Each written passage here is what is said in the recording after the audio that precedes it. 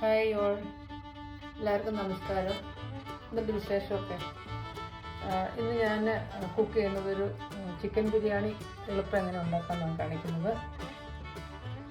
ഒരു കിലോ ചിക്കനാണ് എടുത്തിരിക്കുന്നത്.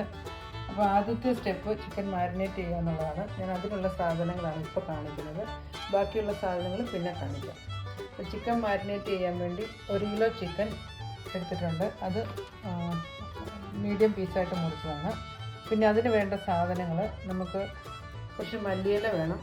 എന്തെങ്കിലും സാധനങ്ങളാണെന്നുള്ളത് ഞാൻ ഡിസ്ക്രിപ്ഷൻ ബോക്സിൽ പറയും. കുറച്ച് പുതിനയുടെ ഇല, പച്ചമുളക്, വെളുത്തുള്ളി, ഇഞ്ചി, തൈര്, ഓയില്. പിന്നെ മസാലപ്പൊടികളിൽ ബിരിയാണി മസാലയുടെ പൗഡർ വേണം. ഇത് കടയിൽ നിന്ന് റെഡിമെയ്ഡ് മേടിച്ചതാണ്. പിന്നെ അല്പം മഞ്ഞൾപ്പൊടി വേണം. ഇത് നമ്മൾ ഗരം മസാല എല്ലാം ഹോൾ മസാല എല്ലാം കൂടെ പൊടിച്ചതാണ്. പിന്നെ അല്പം മുളക് പൊടി, പിന്നെ ആവശ്യത്തിന് ഉപ്പ്. ഇനി നമുക്കൊരു മിക്സിയിൽ ഈ സാധനങ്ങളെല്ലാം കൂടി പേസ്റ്റ് ആക്കണം. എല്ലാം കൂടെ മിക്സിയിലേക്കിട്ട് ഈ എണ്ണയും ഈ തൈരും കൂടി ഒഴിച്ച് അത് അരച്ചെടുക്കണം. ഇതെല്ലാം നന്നായിട്ട് കഴുകിയെടുക്കണം. മല്ലിയില, പച്ചമുളക്, ഈ മസാലകൾ എടുത്ത് വെച്ചിരിക്കുന്ന മസാലകളെല്ലാം. ഇഞ്ചി നമുക്കൊന്ന് മുറിച്ചിടാം, അല്ലെങ്കിൽ അത് അരയാൻ ഭയങ്കര പാടായിരിക്കും. ചെറിയ പീസായിട്ട് മുറിച്ചിടുക. വെളുത്തുള്ളി ഇടുക, എണ്ണ ഒഴിക്കുക, പിന്നെ എടുത്തു വെച്ചിരിക്കുന്ന തൈരിൻ്റെ കൂടെ ഒഴിക്കുക. ഇതെല്ലാം കൂടെ നല്ലൊരു പേസ്റ്റ് ആകുന്നിടം വരെ മിക്സിയിൽ നമുക്ക് അരച്ചെടുക്കാം.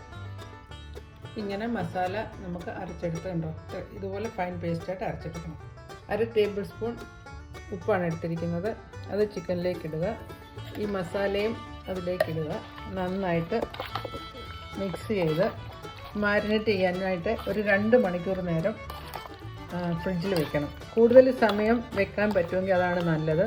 ഓവർനൈറ്റ് വെച്ച് കഴിഞ്ഞാലും കുഴപ്പമില്ല, പക്ഷേ ഫ്രിഡ്ജിൽ വെക്കണം. ഓവർനൈറ്റ് വെച്ച് കഴിഞ്ഞാൽ ഈ ചിക്കനിലേക്ക് ഇതെല്ലാം നന്നായിട്ട് പിടിച്ച് ചിക്കൻ നല്ല സോഫ്റ്റ് ആകും. കുറച്ച് വെള്ളം ചേർത്ത് മിക്സി കഴുകി അതും കൂടി അതിനകത്തൊക്കെ ഒഴിച്ച് കൊടുക്കുക. ഒന്നും കൂടി ഇളക്കി നമുക്കിനി ഇത് ഫ്രിഡ്ജിൽ മാരിനേറ്റ് ചെയ്യാൻ വേണ്ടി വെക്കാം. ഇനി നമ്മൾ സെക്കൻഡ് പാർട്ട് ചെയ്യാം. ഞാൻ 1 കിലോ അരിയാണ് ഇവിടെ എടുത്തിരിക്കുന്നത്. ഈ അരി 3-4 പ്രാവശ്യം നന്നായി വെള്ളത്തിൽ കഴുകി ഇത് കുതിർക്കാനായിട്ട് ഒരു 1/2 മണിക്കൂർ കുതിർക്കാനായിട്ട് വെള്ളം ഒഴിച്ചിടണം. അല്പം നെയ്യിൽ കുറച്ച് ഉള്ളി കനം കുറഞ്ഞ് അരിഞ്ഞതും ഉണക്കമുന്തിരിയും കാഷ്യൂനട്ടും കൂടി വറുത്തെടുക്കണം. ഇത് നെയ്യിൽ വറുത്തെടുക്കണം.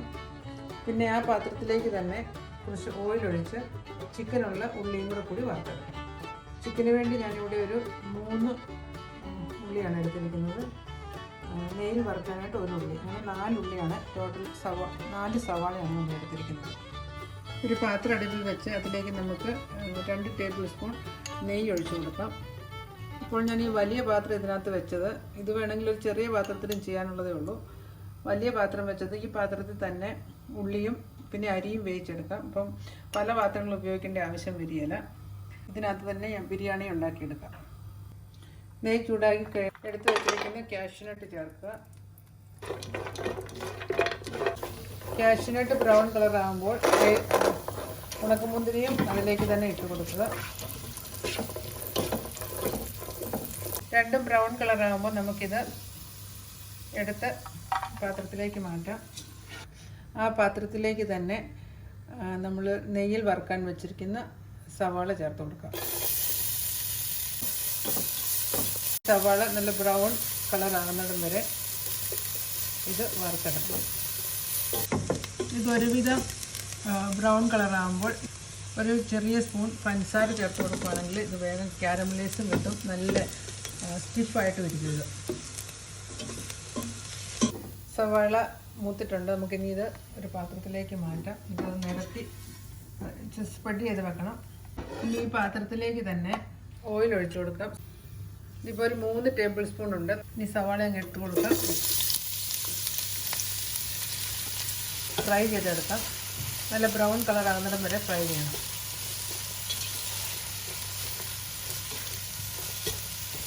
നമ്മുടെ ചിക്കന് ചേർക്കേണ്ട സവാള ഇപ്പോൾ ഇവിടെ ആയിട്ടുണ്ട്, നല്ല ബ്രൗൺ കളറായി.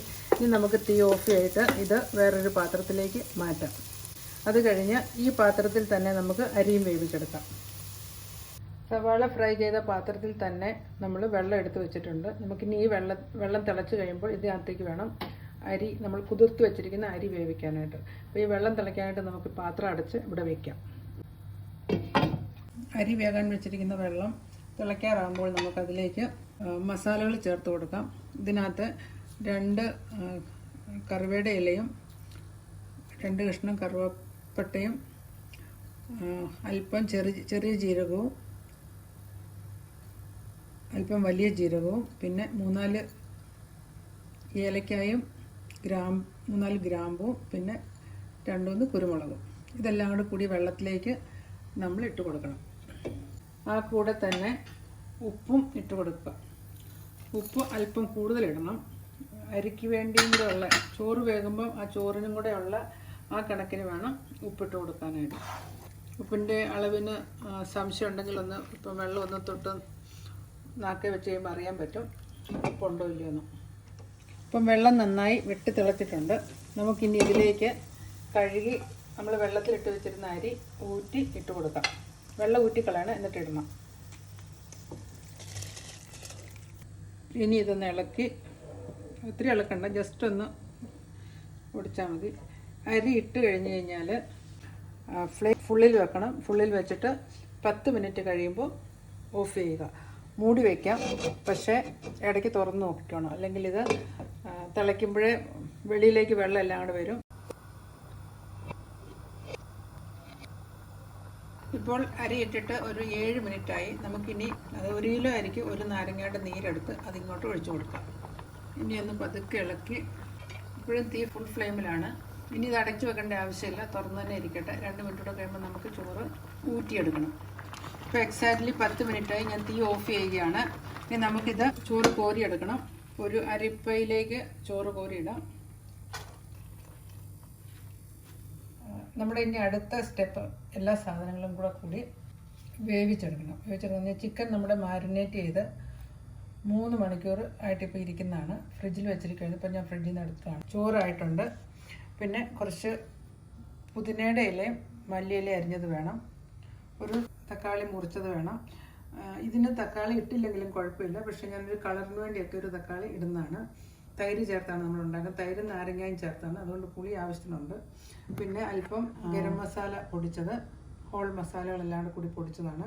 ഇത് നമ്മൾ വറുത്ത് വെച്ചിരിക്കുന്ന ചിക്കന് വേണ്ടിയുള്ള സവാള, പിന്നെ അല്പം കളറ്, അത് നാരങ്ങാനീര് ചാലിച്ച് വെച്ചിരിക്കുന്നതാണ്.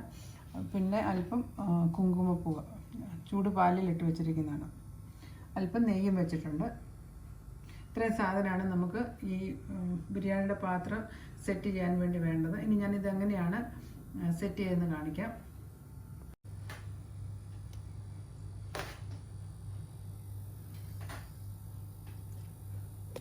ചോറുണ്ടാക്കിയ ആ സെയിം പാത്രമാണ് ബിരിയാണിയുടെ സാധനങ്ങളെല്ലാം സെറ്റ് ചെയ്യാനായിട്ട് വയ്ക്കുന്നത്. അതിലേക്ക് ഒരു അല്പം നെയ്യ് ഒഴിച്ചു കൊടുക്കാം. വളരെ കുറച്ച് മതി, അതിൻ്റെ താഴേക്ക് ഒന്ന് പിടിക്കാൻ വേണ്ടി മാത്രം. ഇനി നമുക്ക് മാരിനേറ്റ് ചെയ്ത് വെച്ചിരിക്കുന്ന ചിക്കൻ ഇട്ട് കൊടുക്കാം.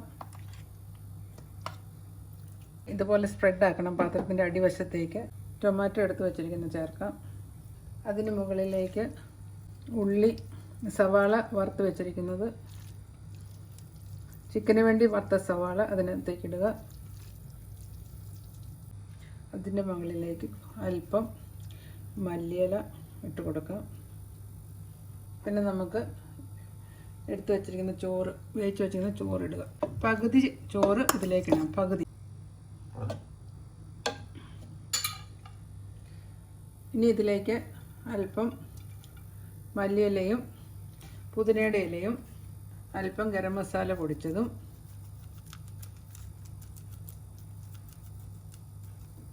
കാഷ്യൂ കിസ്മിസ് വറുത്ത് വെച്ചിരിക്കുന്നതും അല്പം നെയ്യിൽ വറുത്ത സവാളയും കൂടി ചേർത്ത് കൊടുക്കാം. ഇതിൻ്റെ മുകളിലേക്ക് ബാക്കി ചോറിടണം. ഇനി നമുക്ക് കളർ എടുത്ത് വെച്ചിരിക്കുന്ന ഒഴിക്കാം. പാലിലിട്ട് വെച്ചിരിക്കുന്ന കുങ്കുമപ്പൂ ചേർക്കാം. ബാക്കിയുള്ള നെയ്യിൽ വറുത്ത സവാളയും കാഷ്യൂ കിസ്മിസും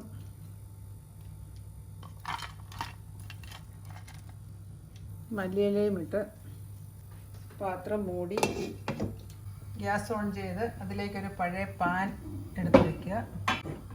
ഈ പാനിൻ്റെ മുകളിൽ നമ്മുടെ പാത്രം വയ്ക്കാം. പാത്രം നന്നായി ചൂടാകുന്നിടം വരെ തീ മീഡിയത്തിലിടണം. അത് കഴിഞ്ഞ് ചൂടായി കഴിയുമ്പോൾ നമുക്ക് ഫ്ലെയിം ഏറ്റവും ലോയിൽ വെച്ച് 1 അവർ സമയം നോക്കണം. എക്സാക്ട്ലി 1 അവർ കഴിയുമ്പോൾ ഇത് ഓഫ് ചെയ്യാം. ഇതിപ്പോൾ 1 മണിക്കൂർ കഴിഞ്ഞു. നമുക്കിനി ഇതൊന്ന് പതുക്കെ തുറന്ന് നോക്കാം. ഒരു തവി ഇട്ട് പതുക്കെ ഒന്ന് അടിയിൽ ഇങ്ങനെ നോക്കിക്കഴിഞ്ഞാൽ അറിയാൻ പറ്റും വെള്ളം ഉണ്ടോയെന്ന്. ഇത് നല്ല ഡ്രൈ ആയിട്ടാണ് വരുന്നത്. നമുക്കിനി ഇത് ഓഫ് ചെയ്ത് വയ്ക്കാം. ഓഫ് ചെയ്തിട്ട് 5 മിനിറ്റ് നേരം അടച്ച് വെക്കണം. അടച്ച് വെച്ച് കഴിഞ്ഞ് 5 മിനിറ്റ് കഴിയുമ്പോൾ നമുക്ക് ഉപയോഗിക്കാം. എല്ലാം ഒന്ന് നന്നായി മിക്സ് ചെയ്യണം. അത് 5 മിനിറ്റ് കഴിഞ്ഞിട്ട് ചെയ്യാം. നമുക്കിപ്പം ഗ്യാസ് ഓഫ് ചെയ്ത് വയ്ക്കാം.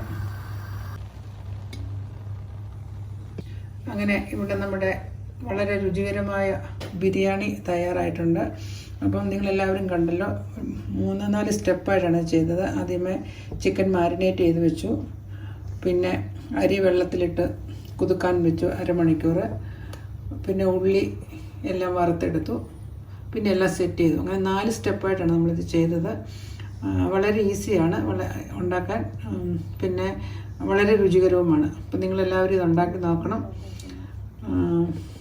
എന്നിട്ട് എന്നെ കമൻറ്റുകൾ അറിയിക്കണം. ഇനി നമുക്കിതൊന്ന് ടേസ്റ്റ് ചെയ്ത് നോക്കാം.